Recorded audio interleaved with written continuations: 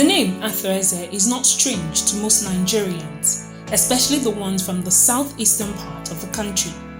Eze is a Nigerian oil mogul, philanthropist, politician, and the CEO of Atlas Oriental Petroleum, the largest privately held Nigerian exploration and production group.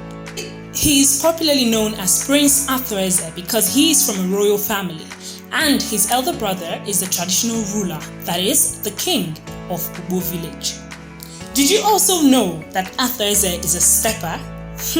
This video says it all.